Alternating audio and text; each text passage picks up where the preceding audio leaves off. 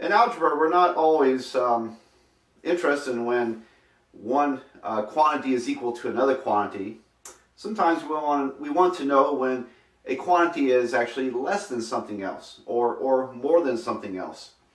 And that becomes interesting and useful in certain applications.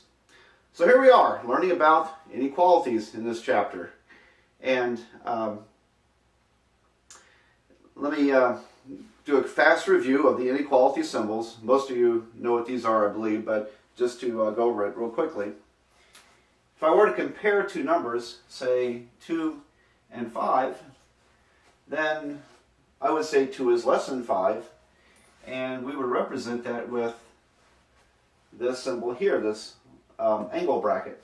Of course, the small end points toward the smaller end, and the open end points to the larger side.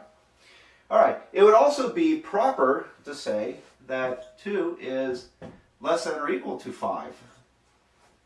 And so by putting the equal sign underneath, we introduce the possibility that one side could also be equal to the other side. So this would be correct. 2 is less than or equal to 2. But it would be incorrect to say that 2 is less than 2. That would be false. If we want to compare greater than, then we turn the symbol around. So for example, 8 is greater than 3. And there are greater than or equal to signs. We could say that 7 is greater than or equal to 1. And that's about it. One other little observation about the inequality symbols is that when we switch two sides of an inequality statement, we also have to turn around the inequality symbol. Now we don't have to worry about that when we're solving equations. Equations have equal signs in them. And so, for example, if you're solving the equation 1 equals to 3 plus 2x, then it would be valid to switch sides and write 2x plus 3 equals to 1. Once in a while we do that, just out of personal convenience. But it doesn't work that way with inequalities. If, for example, this was 1 is greater than 3 plus 2x, it's no longer an equation, it's called an inequality. And if I switch sides, then I must reverse the inequality symbol. So greater than now becomes a less than.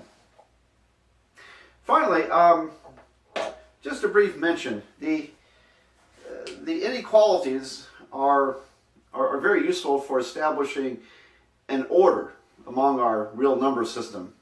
And so we have a way of determining if one number or one quantity is larger than another. This doesn't always hold when you expand that system. It doesn't hold, in fact, when you expand the real number system. So you're going to learn in a later chapter about a new type of number called complex numbers.